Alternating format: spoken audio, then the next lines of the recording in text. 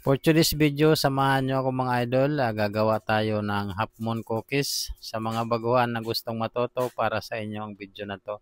Kung kayo naman ay mga master baker na or mga galing na, pwede nyo nang i-skip ang video na to. So yan mga idol, kung gusto mong matuto kayo baguhan, para sa iyo to. At panoorin ang ating mga ingredients mga idol dahil napakadali lang nito. At walang margarin tong ating recipe. Bali, lalagay na natin ang kabuuang recipe nito sa ating caption mga idol. So ayan, ito na nga ang ating half moon cookies. Bali dito na yung ating ingredients. Yan, magtitimbang tayo dito ng 2 kilo ng third class. Yan, third class flour lang ang ginamit natin. So napaka easy lang talaga ng ingredients na gamitin natin dito mga idol. Hindi to special na timpla ng half moon cookies, pero napakasarap nito pag natikman nyo. Dahil tamang-tama lang kanyang pagka tigas. Yan, lagay din tayo ng 1 kilong asukal, sugar. Ginamit ko ay was, pwede kayo gumamit ng puti. 2 kutsara ng baking powder.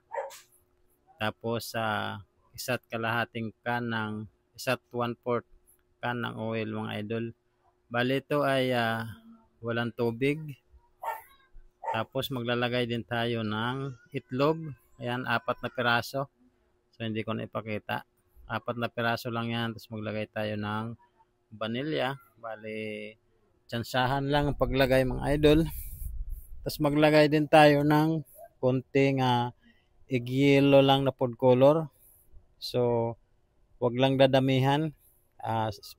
Pero pwede naman damihan. Sa akin hindi ko lang siya dinamihan para mas maganda yung kanyang pagka-adilaw, hindi masyadong matapang.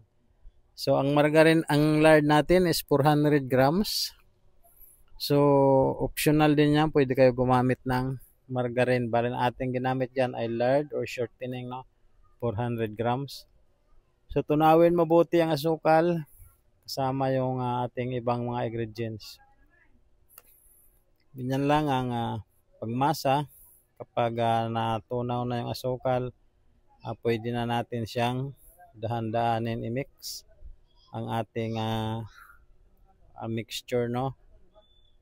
So ayan, sa mga baguhan na gustong matuto, napaka-importante din yung pagmasa ng mga ganito para hindi siya uhunit. Kailangan na alalay lang muna bago siya i-prepare sabay pupos para hindi siya humunit. Kasi pag mahunit, pangit yung kalalabasan ng ating cookies. So ayan, parang bubuhatin lang sa pataas, tapos sa diin, paikot-ikot lang mga idol.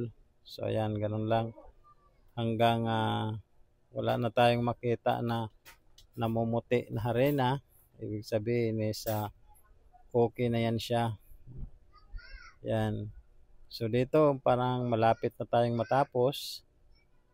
Yan, nakikita nyo naman, hindi siya mahunit.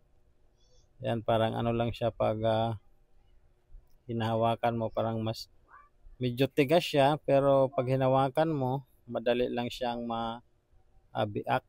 So ayan mga idol, dito na natin siya sa misa anuhin, pipinisin mabuti, no? So ayan,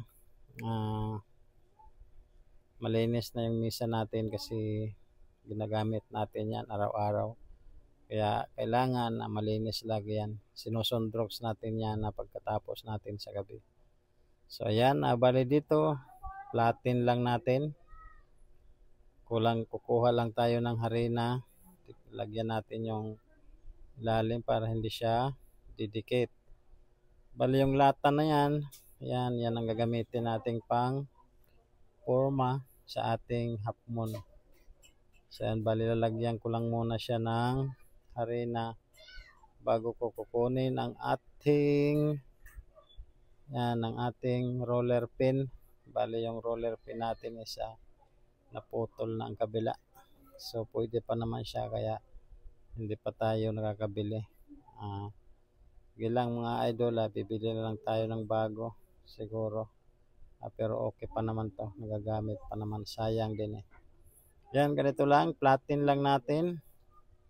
So baling tamang kapal lang, hindi ko na ma-explain yung kapal, basta tama lang siya. Bali ang bintahan ko naman dito ay 5 piso ang ating isang half moon cookies.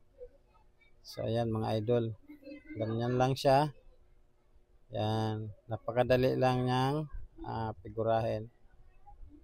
Yan.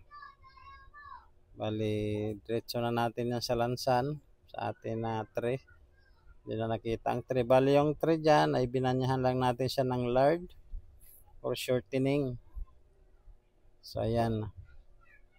Tapos, bali, ulitin lang din natin yan. So, yung mga tira-tira na yan, mga idol, nakita nyo nagkalat-kalat niya sa misa.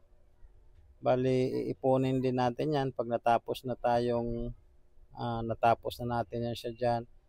Ipunin natin yan lahat, tapos bubuuhin natin, tapos gaganon din natin. So ito makalipas ang mga siguro 20 minutes ako ganyan.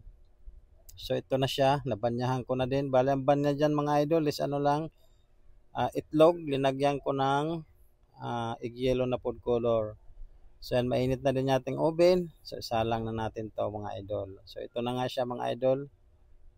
Yan, magsasalang na tayo dito. Ang init pala ng ating oven mga idol is nasa 200 Fahrenheit. Tapos update ko na lang kayo ilang minutes siya bago naluto. So ito mga idol, laluto na nga ang ating cookies. Ayan, bali naluto siya ng 15 minutes. Yan. So, di ba, napakaganda ng kanyang paghaluto at napakasarap nito mga idol. So, yan, kung nakaabot ka hanggang dito sa video na to, maraming salamat. Kung ikaw ay napadaan pa lang dito sa video natin, huwag niyong kalimutan like, subscribe, click the notification bell para updated pa kayo sa video natin na mga gagawin. Mayroon din tayo mga recipe sa ating page, Robert Habon. Visit na lang sa karagdagang mga recipe. Marami din tayong na-upload dito. Hanggang dito na lang. Thank you for watching.